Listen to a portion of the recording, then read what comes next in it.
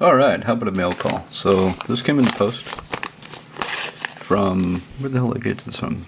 Belgium? Belgium. It came from Belgium. Wow, he sent me some, ooh, I don't know if I have all these tokens. Let's see. Maybe he sent me some cool tokens I don't have.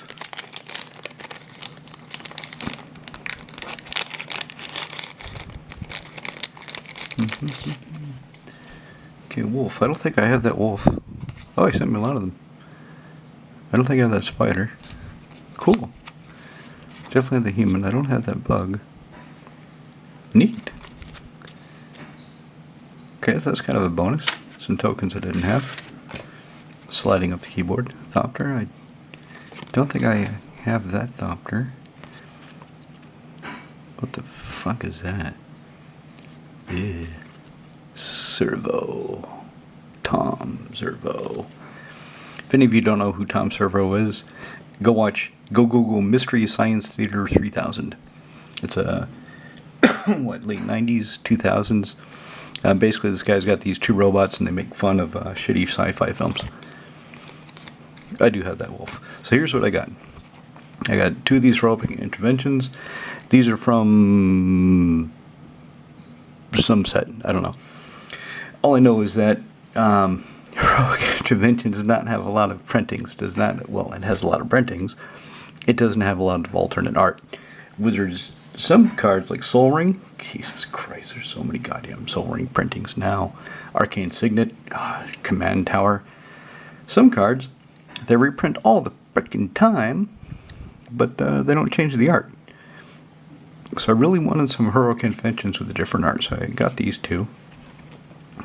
And they will go into decks, definitely. And this is only, I don't think it was even €1. So I picked it up. I thought it looks cool. 1 and a white. Equipment. Not legendary, just an equipment. Equipped creature gets +2/+2. Costs 4 to equip, though, so kind of high. Whenever equipped creature attacks player at the most life or tied for it, you get a 4/4 white angel token that's flying, tapped, and attacking the player. So when you attack anybody with the most life or equal, you get a free creature, a 4/4 angel with Flygen. Neat. So I got that. These I picked up from my LGS. Got a good surprise. I don't want to give away the surprise, so let's make sure he's in the back. Yep, he's in the back. I got this yoke. So Just a Guy gave me some good hints on some things I could do with Saskia. And this is one of them. This guy is fucking weird. 7, that's a lot of mana for a 4/6. Not good stats for 7 mana. But he's got reach. And at the beginning of each combat, everybody's turn, double the power and toughness of each creature I control. So if I attack, double the power and toughness. If I am attacked, double the power and toughness of my defenders. So that's pretty cool. And green, or, Phyrexian mana, Phyrexian life. So 2 life, 1 green, or 4 life, or green. Sacrifice 2 other creatures. And he gets an indestructible counter. So that should be good. That's going into Saskia. And then Anzac, the Quake Mole. So Anzac here, aside from doing the Haka, he's doing the Haka. He's Anzac. 2 green-red for an 8/4 Mole God.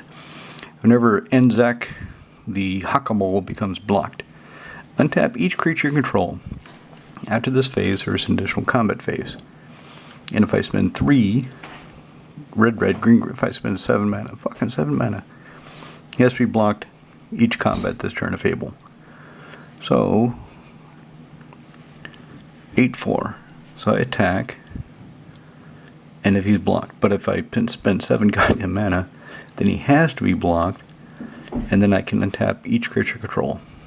And then after this phase, so as long as he's being blocked, like if somebody has a token army, so if I give him something where only 1 creature can block him each turn, that'll take out a token army really quick. And if I give him trample, Or if I have something to double his power and toughness, so he's a 16-8. God damn. Just a guy, you're a bad man. But I'm looking forward to making this work. Kook. What is that? Look, it's a mole god. A mole. It's a mole. Yeah. A mole. It's a mole god. What's a mole? Kutik. Oh. Kutik. Yeah. So weird. Well, it's a mole. They live underground. Of course they're weird. If you lived underground, you'd be weird too. And is it like attacking some? Well, yeah, it attacks each turn. No, I don't have to attack each turn, but if he becomes blocked, if I attack somebody and he's blocked, then I get to untap all my creatures and attack somebody again. That's mine. Hey. What? Did you eat your chocolate? No, not exactly. Did you brush your teeth? No.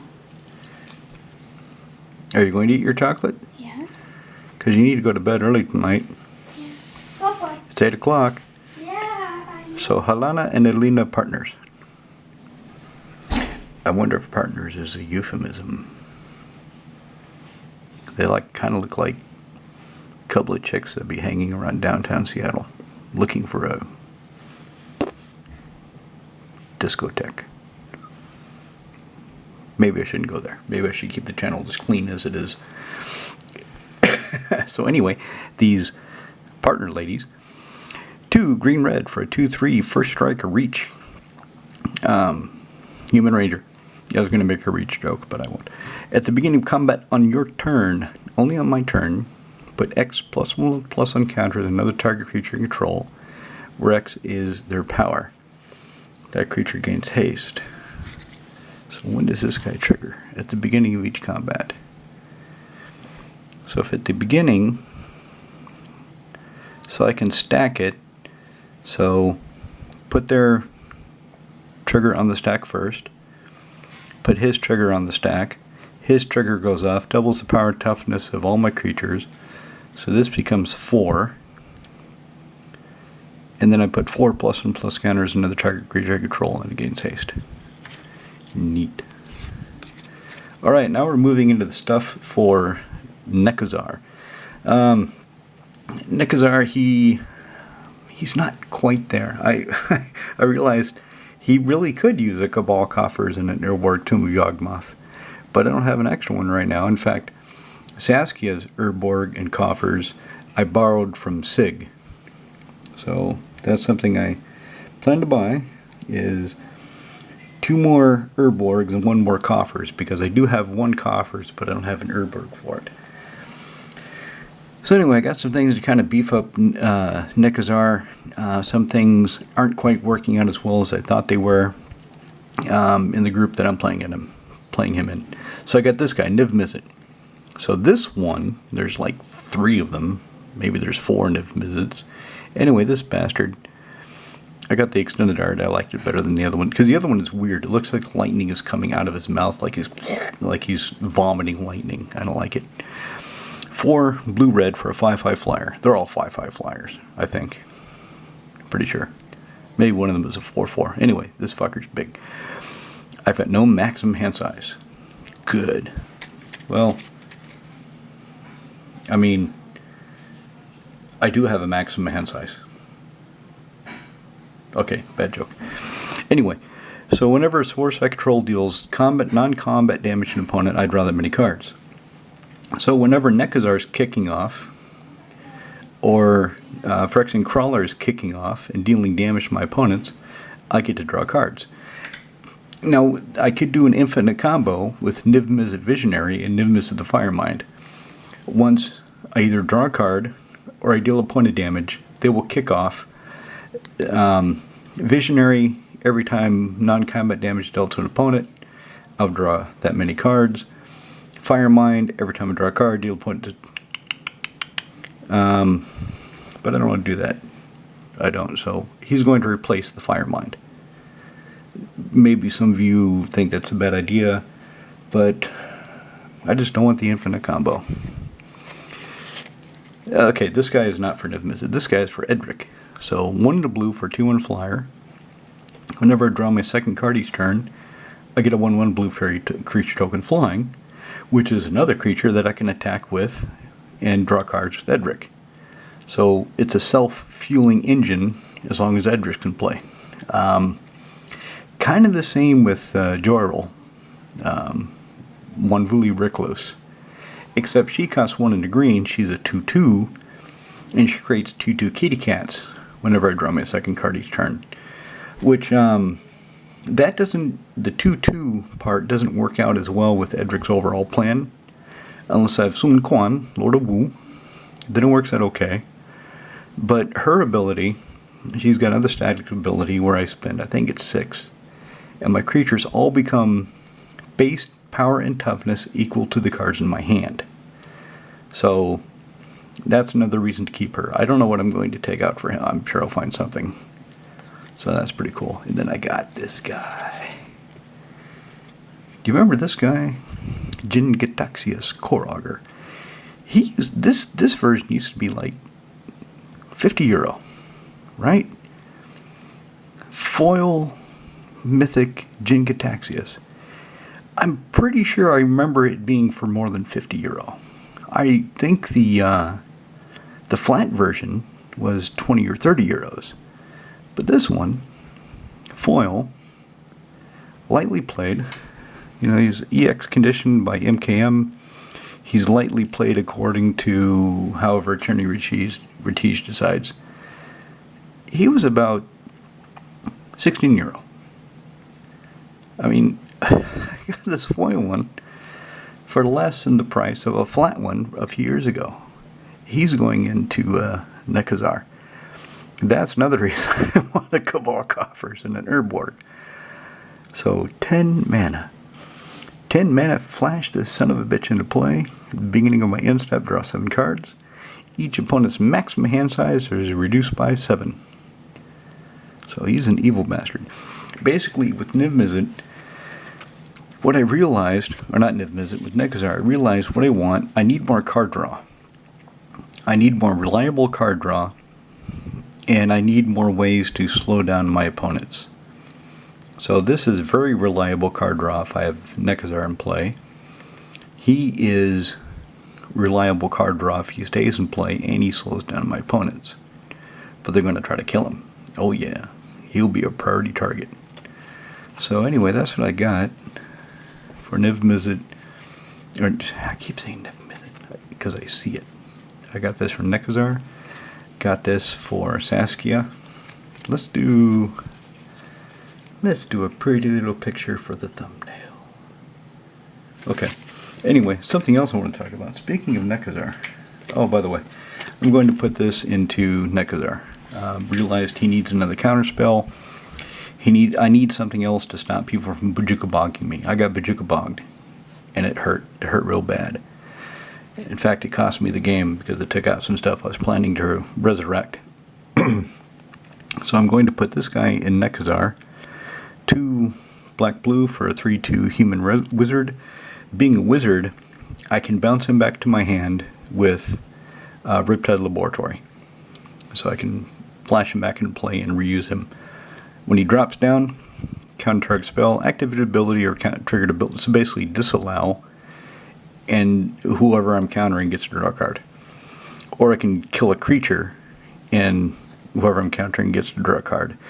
And if Nekazar is out, that means they get hurt. So win-win for me. Anyway, something else I did. This is a Judge Foil Nekazar. I'm not sure if the camera is going to pick it up very well. I'll try to put them together in the best light possible. So if you can see it, and it's really hard in this, I should do this in sunlight. So what is this, Commander Masters? It's fuzzy. It's unclear. The text is not crisply printed. I do like how they have the line there between the game text and the flavor text. I do like that. That is kind of neat. But the card itself, the art is kind of fuzzy. Like I said, the text isn't clean. The art is crisper. It doesn't look somewhat dusty or pixelated. The text is clean and sharp and easy to read. So that's why I got this version. The other thing is, let me see if I can get it probably this way. So here, they recropped the card. If you can see this door here, this edge is touching the door, touching the opening. I don't know if that's really visible, maybe like that. This one, the Commander Masters, the edge is touching the opening, touching the door frame. That's visible. Also, his arm looks a little bit bigger specifically than this one, and his head too. So it's like they cropped it in tighter,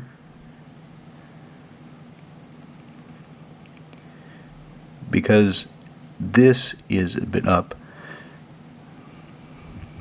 And also, what I'm trying to do is figure out exactly how they cropped it. I spent a little time looking. So this wisp of his cloak is closer to this edge. This one is a bit further away. This flag is closer, so they cropped it in tighter. They cropped it in tighter, yet in the Commander Masters version, they shifted it a little bit over to the left, so you get more of this door frame. So that's another difference. So the art is a little bit different. This one I actually prefer because he looks more imposing and menacing in the picture because he's bigger in the frame. But this one, it's cleaner, it's a sharper image. So this is the one I'll be playing with, and this one, the Commander Masters version, I'll put up for trade. I just thought I would show that to you so you can see some of the differences between old foils. Let's see if I should have a ruler for this. So just looking at this here, that kind of lines up. Maybe, oh yeah, okay, look. So this part of the frame is smaller here. It's just a thin sliver. Here it's thicker. So that's another way they got more of the art in. Now let's look at the side to side more closely. Trying to make it so we can see it better. Okay, so this kind of lines up, and this kind of lines up. So just shaving off a little bit here gives them a lot more of the image to work with. And I think that looks like that's really all they did, is they shaved off a hair from this part of the frame, and then they could crop it in tighter, reusing the same picture but shifting it over so they get more of the door frame. Interesting. So, A Tale of Two Nekusars. You know, if you replace that K with a double G, that would be a good name for a rapper.